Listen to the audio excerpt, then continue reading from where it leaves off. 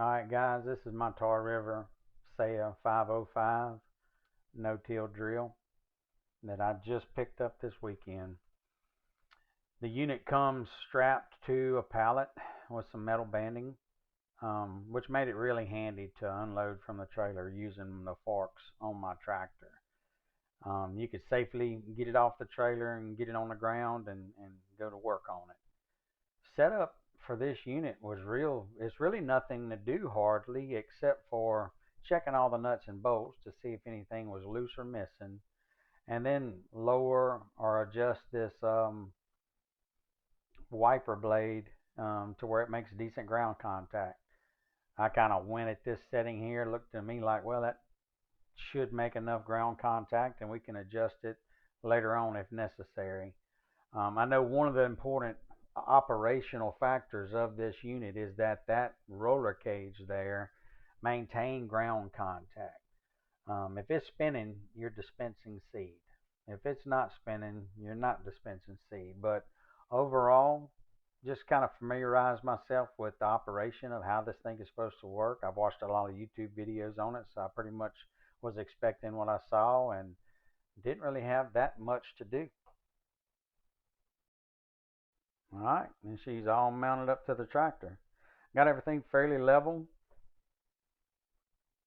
set to where it will make ground contact with the roller first. It's what I wanted, the way I wanted to do it.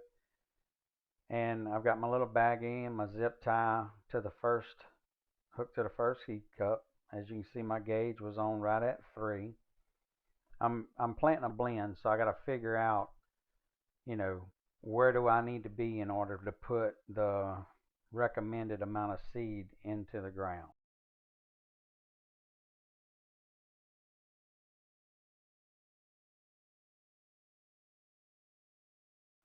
So this is the seeding rate adjustment handle. You got a lock nut there that you back off just a little bit. You don't have to do what I did, but get it out of the way. I started out with a 3 earlier, so I'm going to tighten this up to just below a 2. I'm obviously the 3 was way too much for the blend that I'm doing, so I'm making an adjustment here to get it down to a 2. The the mechanics of what's going on here is that you're exposing a gear inside that C cup area right there. You can barely see it. I'm going to try to zoom in on it, but on that left or upper side there is a gear that becomes exposed. The more of that gear that's exposed, the more seed you allow to pass through as it turns.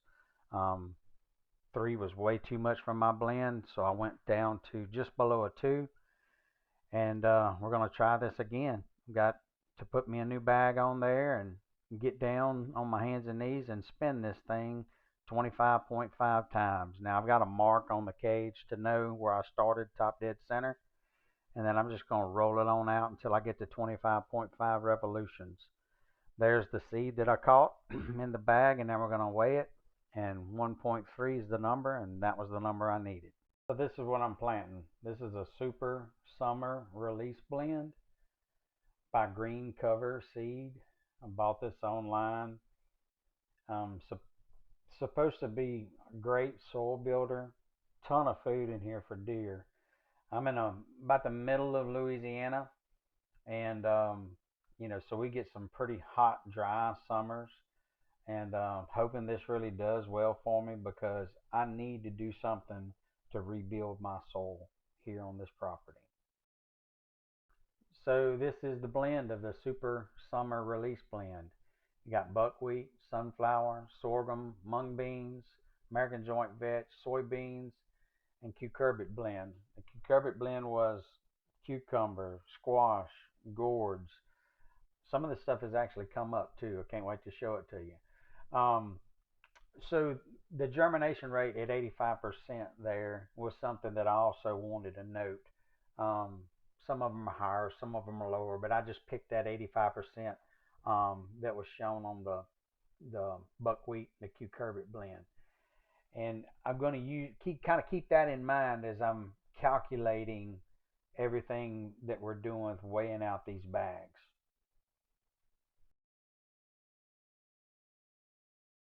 So now we're going to determine the area covered by knowing that we've got 7 disc openers at 7.5 inch spacing. So 7 times 7.5 equals 52.5, divided by 12 to put it in feet equals 4.375 feet times 100 foot traveled. That's 437.5 square feet. So 437.5 square feet divided by 43,560 square foot in an acre equals 0.01004. Now that we have the 0.01004 and we know we have 1.2 ounces collected in our little baggie there, we're going to do the math. 1.2 ounces divided by 16. Take that and divide it by the 0.01004. And then multiply that times 7, and we end up with 52 pounds per acre. And 45 pounds per acre recommended divided by the 52 pounds per acre that I've calculated equals 86%.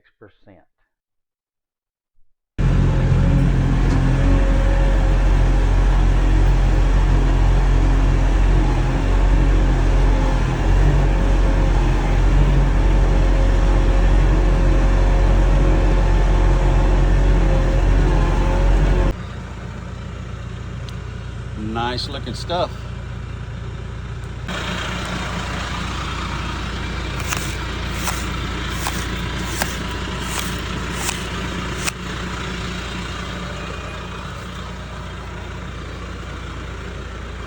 All right, now it's time to start planting. Got everything loaded in the hopper, got my seed rate adjusted, and at this point I'm just making sure everything's making contact, doing its job, the cultures are open in the ground properly. This field is pretty damp. It rained about 3 days before this, and obviously you see the shade there. This field running north and south mostly does not get direct sunlight all day long, just a little bit in the middle of the day. Um, Very pleased with what I see so far. I'm kind of messing with the speed. I'm gonna try to go faster or slower as needed as I feel comfortable. Just concentrating on trying to do a quality job with this process. This is about a 1/3 acre spot that's close to the house. Everybody loves hunting here during hunting season. There's always a ton of deer in the field and a lot of memories made. But man, it looks like it's doing a really good job.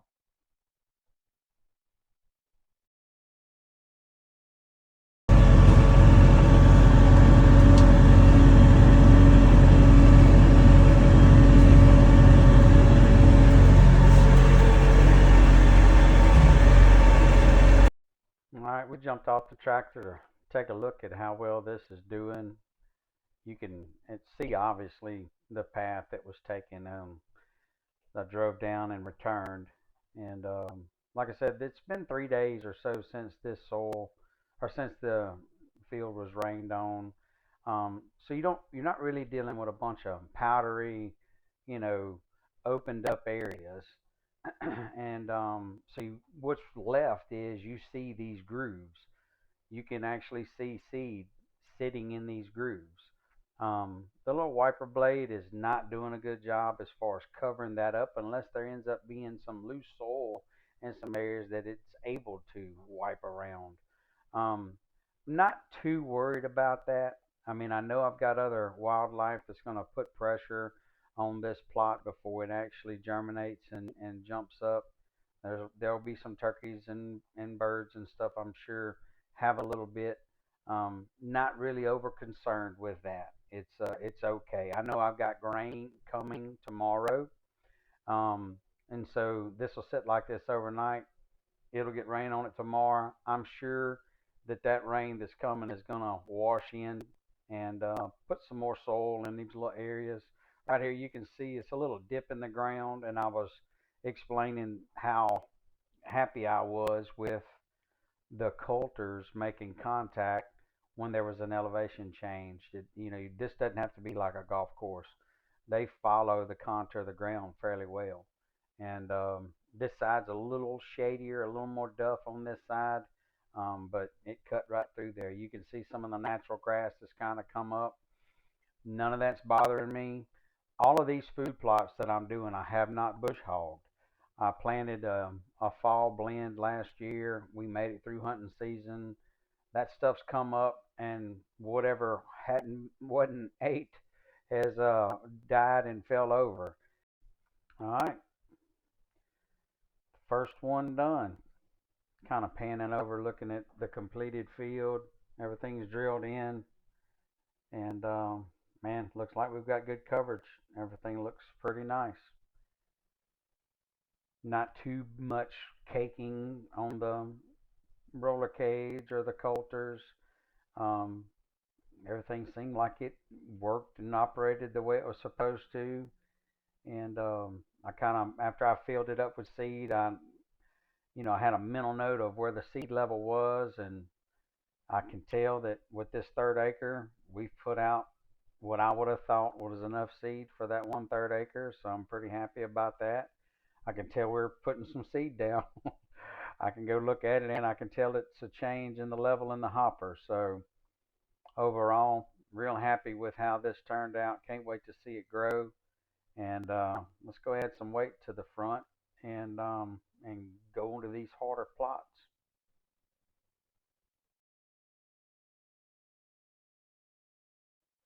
So I've basically taken two pre-dried concrete bags, 50 pounds each, and put on each side, collectively adding 200 pounds to the coulters. I just feel like that these other plots that I've got to plant, I'm going to need a little more pressure. They're full sun exposure, hard clay pan, not much topsoil, and so I just basically run me a strap around those two, tightened it up, make sure I don't have any interference going on either side, and just kind of like another check it out, make sure everything looks all right before we head to the next spot.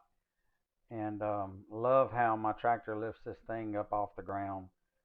Really helps me traverse through the creeks and the hills and the water bars that I've got on my roads without dragging my equipment around. A lot of people have asked, why didn't you get the 507 something wider? A lot of my property is really narrow roads with some pretty steep ditches in places and some creek crossings. I don't have, my place is in all woods. And so, yeah, I needed something that wouldn't get too far outside of the tires, and this doesn't. And that makes hauling it from field to field easy. And we're at the creek field, as you can see, full sunlight. Um, a lot harder ground here. And just in looking at how this thing is doing, I'm really impressed on how well it's cutting into this ground. I think that we could credit some of the weight that I've added, but I'm running about 1600 RPMs in range 2 and gear 4. If anybody wanted to know about what my travel speed was, we'd have to do the math to figure that out. But and I'm just making a path, turning around, and then getting right beside that and headed back the other way. Just not really kind of going all over the field. I like to go up and down it, and then once it's done, if I need to go, address some of the end rows, then I will plant them individually after I've done the bulk of the back and forth on the field. I like doing that because I'm not disturbing where I've already placed seed, and just as the way I like to do things, trying to pay attention to that front coulter on that side as I'm close to the path that I had just made, and try to simulate that spacing, just getting a feel for where do I need to drive this thing to make sure that I'm staying with that 7.5 inch spacing. All right, we've got the creek field all drilled in. No problems. Everything operated pretty smooth. As you can see, it's some barren clay soil here. Not that much topsoil there. Hoping to fix that with this process. Drilled in real nice. I think the 200 pounds that we added are gonna did help cut in all of the weeds and stuff that you guys see out there. I'm completely fine with that being there. I didn't bush hog any of these fields. I didn't spray any of these fields. I'm going right into spring planting straight to what's there. I need the biomass. I need the stuff that's going to happen at the end of summer that I'll be able to have some soil to be or some duff to build. Did have a clevis pin fall out. We took care of that, fixed it up, no problem, and kept right on going. I noticed that when I lifted the implement, that it was leaning, and hey, something's wrong here. So got off the tractor, got that fixed, no issue. We put a full bag in and planted that little small 1/3 acre, and then drove straight over here after adding the weights and planted the rest of that bag. And that's what you see that's left there. I'm thinking that's about 5 pounds of seed left. So that's almost 5/8 of an acre there, and then the other 1/3, and that's what's left out of that first bag.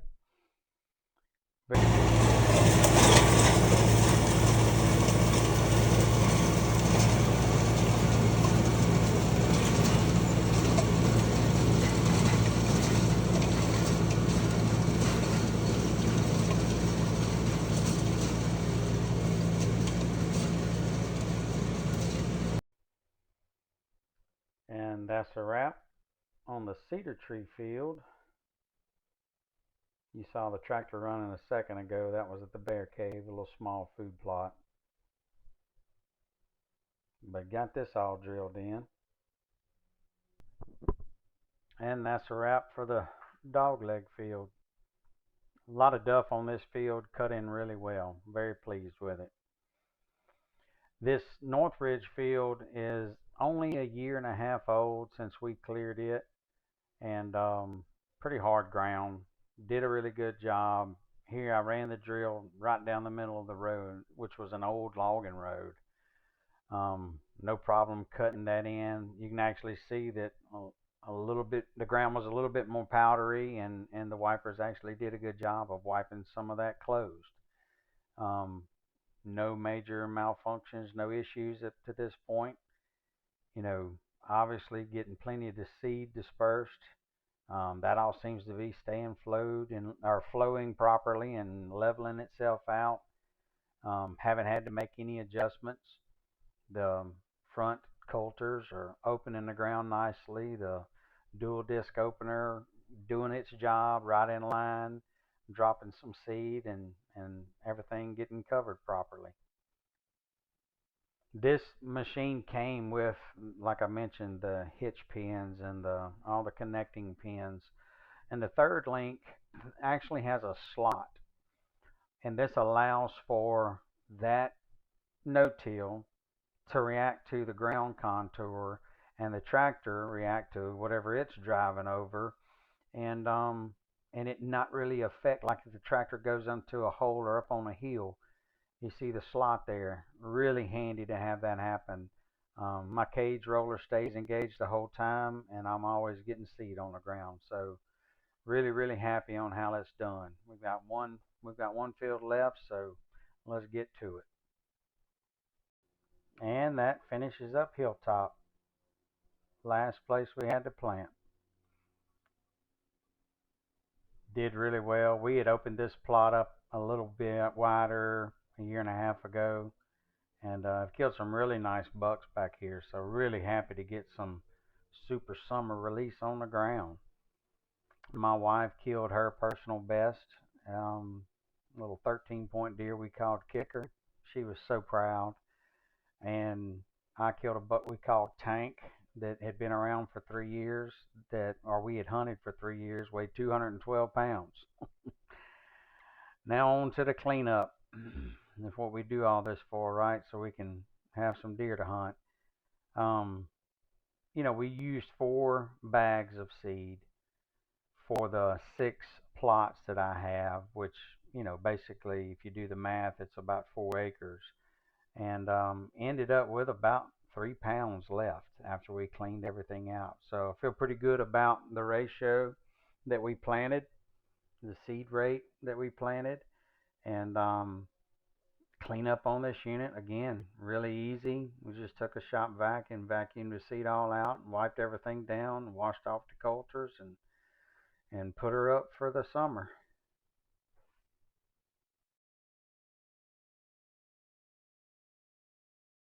Got everything drilled. We're now ready to roller crimp. I didn't have a bunch of that to do because most of mine was already laid down. I didn't have much green stuff standing, but I got my roller crimper hooked to the drawbar far enough out to where I can make some tight turns. Um, just a homemade job, 16-inch pipe with some quarter-inch blades. Does a really good job. Lays down some of the green stuff even. Went ahead and did this in the food plots that it needed it.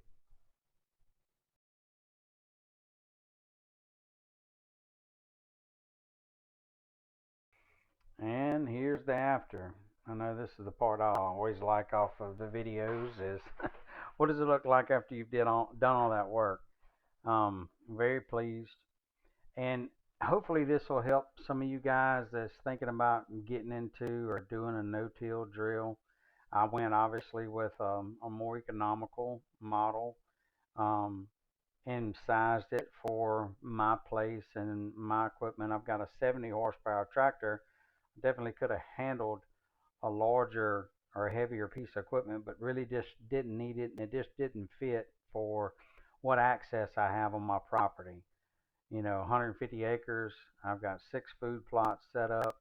Um, the the biggest one's about 5/8 of an acre, and this was just perfect for me. And hopefully this helped y'all make a decision. I'm sure I'll post some videos of how it looks later on this summer. But until then, thanks again for watching, and I hope this was helpful.